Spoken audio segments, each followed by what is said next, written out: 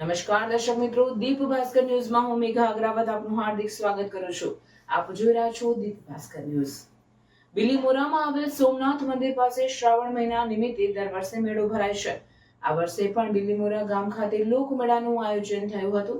તેમાં અલગ અલગ પ્રકારની રાઇડ્સ રાખવામાં આવી હતી, જેમાંની એક ટાવર નામની રાઇડ તૂટી પડતા 5 જેટલા વ્યક્તિ ઈજાગ્રસ્ત થયા હતા.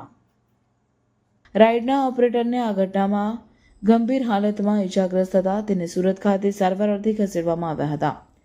જાણવા મળ્યા મુજબ આ સમગ્ર ઘટનામાં ઓપરેટર, જેને આ ટાવર નામની રાઇડમાં બેસેલા લોકોની જાન બચાવવા પોતે રાઇડના વાયર ઢીલો થતા ઓપરેટર ફિટિંગ કરવા જતાની સાથે જ આ ઘટના બની હતી.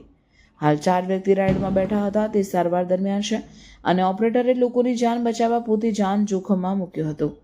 સમગ્ર ઘટના કેવી રીતે બની એ માટે ચીખલીના પ્રાંત અધિકારી તથા નગરપાલિકાના કર્મચારીઓ અને પોલીસ સ્ટાફ ઘટના સ્થળે દોડી આવી સમગ્ર ઘટના કેવી રીતે બની તેની જાણકારી લઈને ઘાયલ લોકોને સારવાર અર્થે ખસેડીને યોગ્ય કાર્યવાહી મેળાના સંચાલકો સામે કરવાની કામગીરી હાથ ધરી હતી.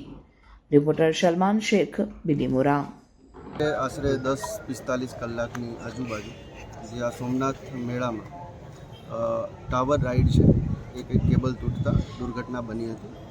એમાં કંઈક 4 વ્યક્તિઓ, 2 બહેનો અને 2 બાળકો જે રાઇડમાં બેઠા હતા, એમને ઇન્જરી થઈ છે. ઉપરાંત એક જે ટાવરના ઓપરેટર છે વ્યક્તિ, એને કંઈક મોઢાના ભાગે અને માથાના ભાગે વધુ ઈજા થતાં એમને એપોલો હોસ્પિટલ સુરત ખાતે રિફર કરવામાં આવેલ છે. હાલ આ જે પણ દુર્ઘટના બની છે એનું વહીવટીતંત્ર સરકારશ્રી તરફથી યોગ્ય તપાસ કરાવવામાં આવશે.